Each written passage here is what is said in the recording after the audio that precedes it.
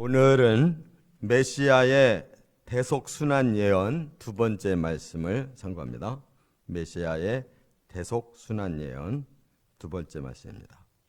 우리가 바로 앞에서 순환 예언 첫 번째 말씀을 상고했는데, 메시아는 죽음에 이를 수밖에 없는 순환이다 하는 겁니다.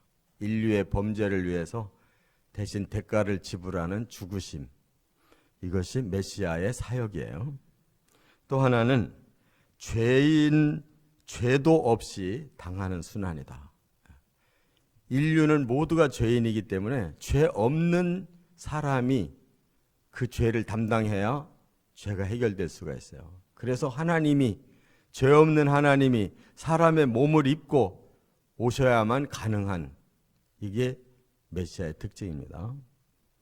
또 하나는 죄인을 위해서 대신 당하는 순환이다. 이게 바로 십자가입니다. 십자가는 대신 죄값을 지불하는, 여기에 뜻이 있어요.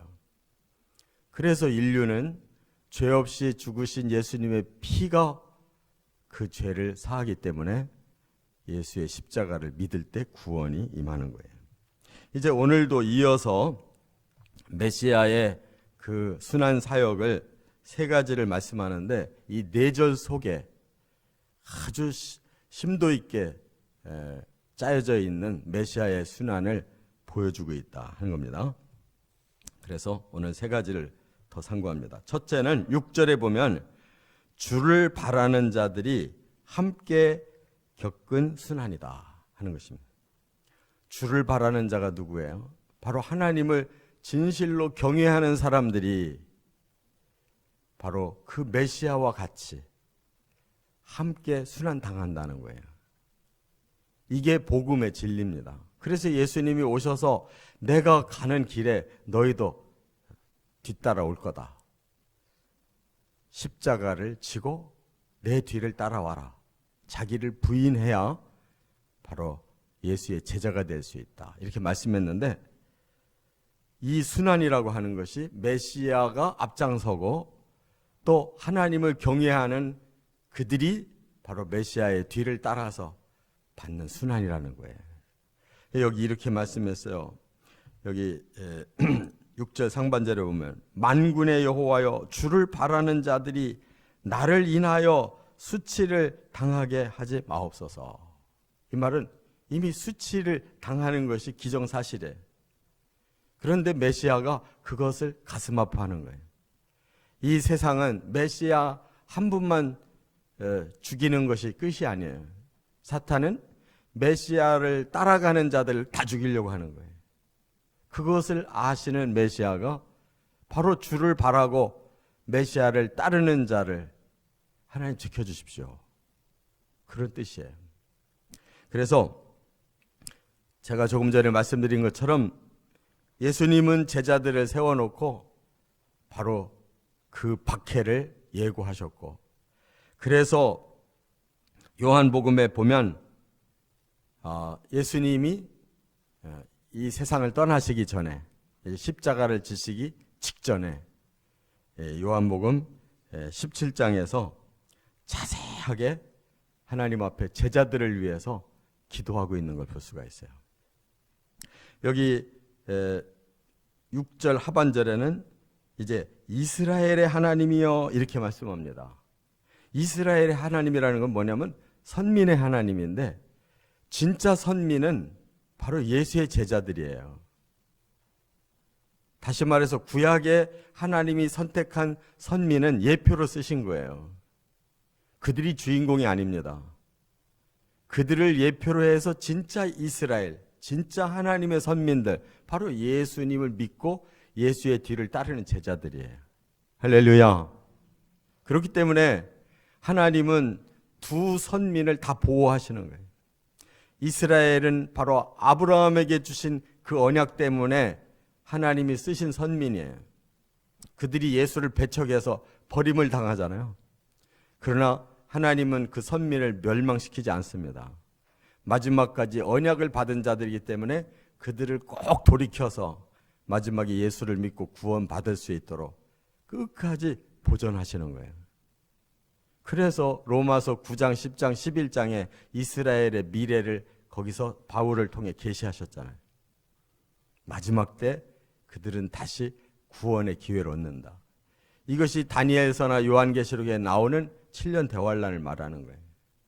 그들은 지금까지도 완악해서 자기들의 육적인 이스라엘을 강조하고 우리가 하나님 앞에 유일하게 택함받은 선민이라고 자부심을 가지나 그들의 영은 타락하고 하나님이 보낸 메시아를 아직도 새로 올 거라고 기다리고 있단 말이에요.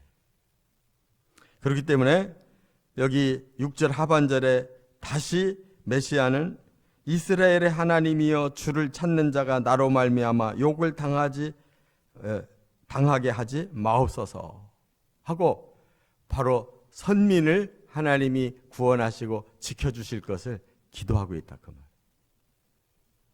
얼마나 정확해요. 그래서 바로 예수님은 그들을 하나님 앞에 보존해 달라고 요한복음 17장에 그 제자들을 위해 하나님의 참 선민된 자들을 위해서 이렇게 특별히 요한복음 17장 15절에 그들을 보전하여 주옵소서.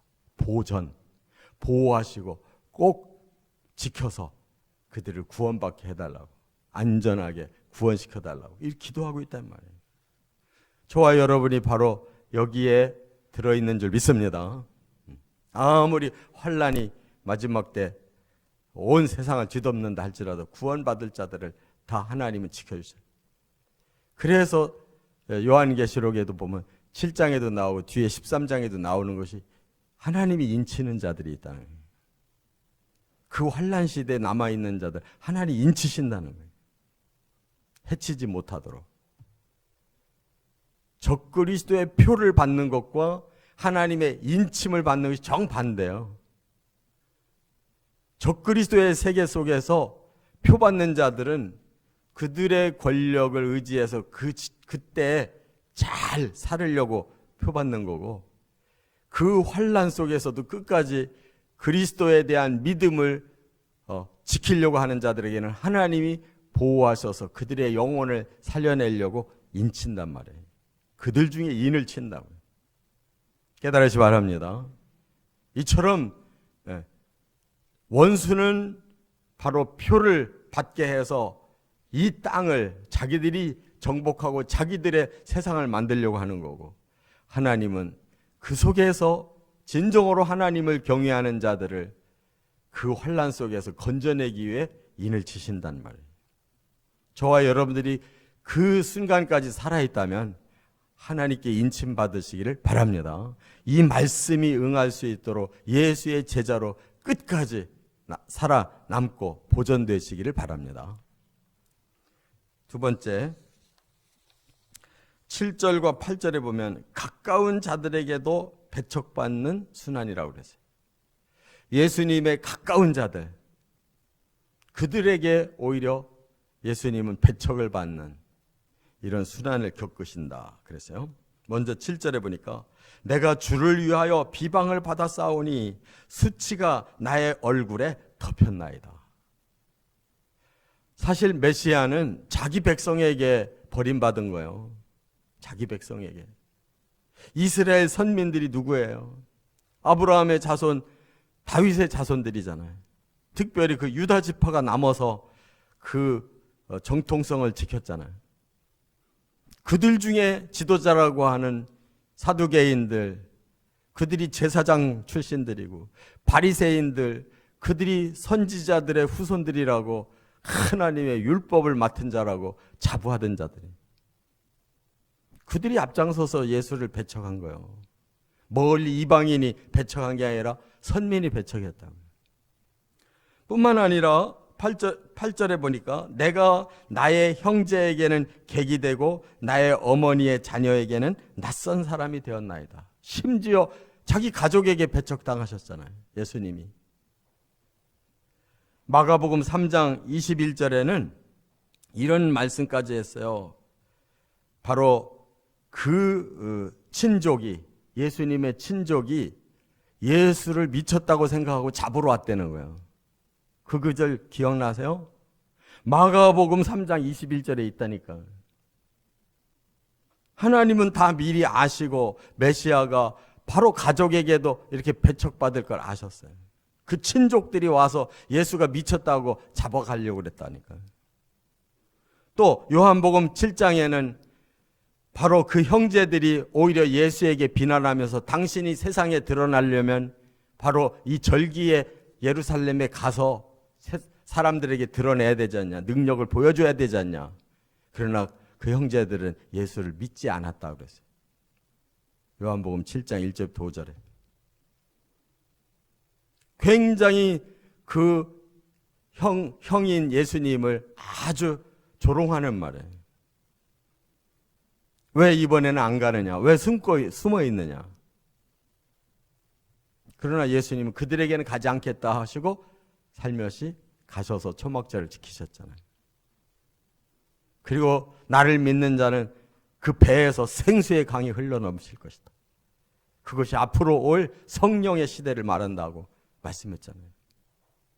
하나님의 말씀은 창세기부터 계시록이 하나의 말씀인 거예요. 이걸 볼 줄 모르면은 성경의 핵심을 뚫을 수가 없어요. 메시아로 창세기부터 계시록까지 흐르고 있는 하나님의 예언이라고. 우리를 구원할 유일하신 구주를 보내겠다고 1600년간에 걸쳐서 만들어진 책이 성경이에요. 그게 하나님의 저서예요. 그 누구도 이해할 수 없고 상상도 할 수 없는 하나님의 비밀을 밝혀놓은 책이라고. 예수님은 그걸 전부 아시고 그대로 오시고 그대로 행하시고 그대로 말씀하시고 그대로 가신 거예요. 할렐루야. 이 성경을 모르면서 가볍게 여기고 함부로 취급하고 읽어보지도 않은 사람들이 판단하는 것처럼 엄청난 죄가 없어요. 모르면 입을 다물고 있어야 되는 거예요. 세 번째, 9절에 보면 하나님을 위한 열성 때문에 받는 순환이다 그랬어요. 예수님은 하나님을 위해서 열성을 다하셨다는 거예요. 그래서 오히려 순환을 받았다는 거예요. 여기 9절에 그랬어요. 주의 집을 위하는 열성이 나를 삼키고 주를 비방하는 비방이 내게 미쳤나이다. 예수님은 두 가지 비방을 하나님을 위해서 대신 받으셨다는 거예요. 그 앞부분 주의 집을 위하는 열성이 나를 삼키고 그랬어요. 이게 바로 어떤 사건이냐면 예수님이 공생애를 시작할 때와 공생애를 마칠 때 어디에서? 성전에서 여기는 만민이 기도하는 하나님의 집이며 내 집이다 라고 선포하셨어요. 그러면서 장사하는 사람들을 또 책망하고 그들의 물건들을 내쫓고 이걸 보고 성전 정화라고 그래요. 이거는 보통 용기 가지고 할 수 없는 거예요. 여기가 하나님의 집이며 내 집이고 여기는 만민이 기도하는 곳이고 여기에 이런 장사치들이 있을 곳이 아니라고 내쫓으신 것은 하나님이 보내신 메시아라는 걸 자기 스스로 증거하는 하나님의 그 뜻을 위해 내가 왔다고 이렇게 말씀하는 거예요. 그래서 이 사건이 요한복음 2장에는 제일 공생의 첫 부분, 첫 번째 유월절 때 이 일을 행하셨다라고 말씀을 했고 마태복음 21장, 마가복음 11장, 누가복음 19장에도 똑같이 성전 정화가 나오는데 그거는 예수님이 공생애를 마감하는 마지막에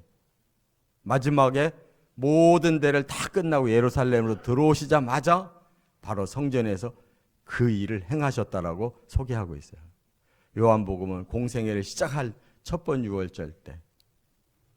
그리고 나머지 마태, 마가, 누가복음은 예수님의 공생애를 끝내는 마지막 예루살렘 입성에서 성전에 가셔서 그렇게 행하셨다는 거예요. 이게 우연이 아닌 거예요.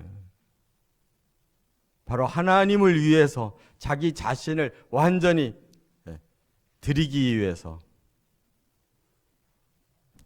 선지자는 예루살렘 밖을 나가는 법이 없다. 하나님의 그 집에 와서 바로 자신이 거기에 번제물이 되기 위해 이렇게 하나님을 위한 열성으로 그가 순환을 받으신다는 거예요. 그래서 이걸 깨달은 자들이 이렇게 말을 해요. 요한복음 2장 17절에 제자들이 성경 말씀에 주의 전을 사모하는 열심히 나를 삼키리라 한 것을 기억하더라. 그랬어요. 그 광경을 제자들이 보고 구약 성경 시편 69편에 바로 그 구절에 이 말씀이 이미 들어있었는데 메시아가 이 말씀대로 하나님 앞에 모든 열성을 다 쏟는구나라는 것을 깨닫고 기억했다는 거예요. 할렐루야. 성경은 그냥 써 있는 게 단 한 구절도 없어요. 또 그 뒤에 주를 비방하는 비방이 내게 미쳤나이다. 이건 무슨 뜻이냐면 하나님을 모욕하는 그 모욕을 내가 대신 다 받았습니다. 이런 뜻이에요. 사람들이 하나님을 모욕하고 욕하는데 그걸 메시아가 다 이 땅에 오셔서 대신 다 받으셨다. 그래서 나를 미워하는 자들은 하나님도 미워하고 너희도 미워하는 것이다. 이렇게 예수님이 말씀했잖아요. 그들은 똑같은 사탄의 하수인들이에요. 그들이 원수란 말이에요. 그걸 예수님이 모두 커버하기 위해 이 땅에 사람으로 오셨어요. 할렐루야. 그래서 로마서 15장 3절에 바로 바울이 이 말씀을 인용해서 쓴 거예요. 이 말씀은 어쩌면 그렇게 진리냐. 이와 같이 성경은 예언하고 성취하시고 이처럼 모든 것은 짝을 이루어서 하나님의 계획을 하나님의 아들이 성취해내신 그 진리를 보여주고 있는 거예요. 우리가 대충 믿는 게 아니고 너무너무 정확하고 그 오묘한 하나님의 계획이 바로 우리들에게 그대로 이루어져서 진리가 된 거예요. 똑바로 믿고 그리스도를 따라서 저 하나님의 나라에까지 입성하는 축복을 받으시기를 주의 이름으로 축원합니다.